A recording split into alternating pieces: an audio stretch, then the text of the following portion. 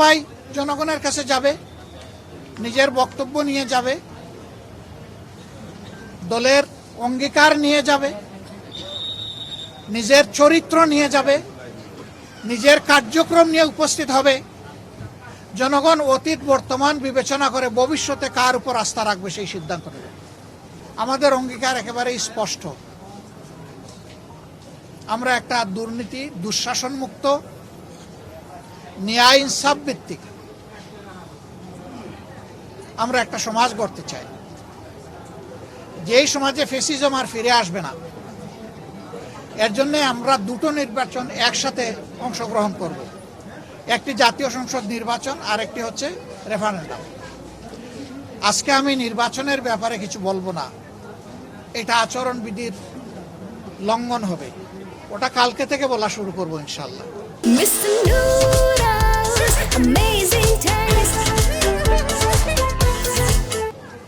কিন্তু শুধু এই আসনে না, 300 আসনে যারা নির্বাচনে অংশগ্রহণ করছেন তাদের সকলের প্রতি আমাদের অনুরোধ, প্লিজ জনগণের প্রতি আস্থা রাখুন।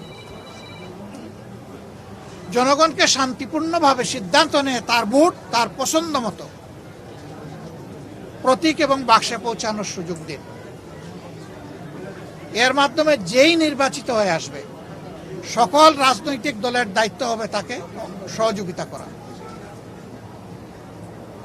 তাকে অভিনন্দন জানান।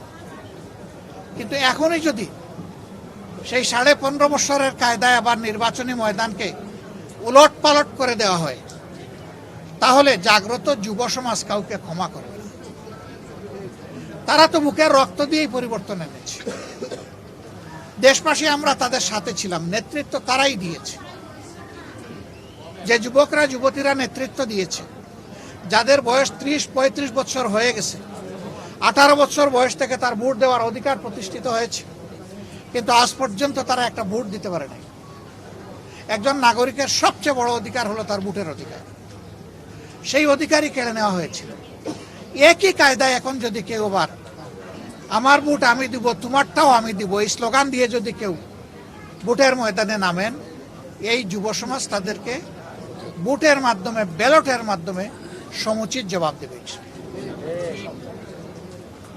আমরা সবাইকে অনুরোধ করব, আসুন শান্তিপূর্ণ অবস্থানে থেকে পরস্পরের প্রতি শ্রদ্ধাশীল হয়ে আমরা একটা সুষ্ঠু নির্বাচনে সহযোগিতা করি। বাংলাদেশ জামাত ইসলামী অঙ্গীকারবদ্ধ। যারা কালকে আমাদের ভাই বোনদেরকে, শুধু ভাইদের গায়ে না, আমাদের মায়েদের গায়েও তারা হাত তুলেছে, আমরা তার তীব্র নিন্দা জানাই। ওরা কি মায়ের পেট থেকে জন্ম নেয় নাই? ওদের ঘরে কি মা বোন নাই? মা বোনদের প্রতি সামান্য সম্মান দেখানো নিশ্চয়ই তারা পরিবার থেকে সেই শিক্ষা পেয়েছে। যদি না পেয়ে থাকে, এটা দুর্ভাগ্য। আমরা আর দেখতে চাই না, আর শুনতে চাই না এই ধরনের নোংরা অবস্থা।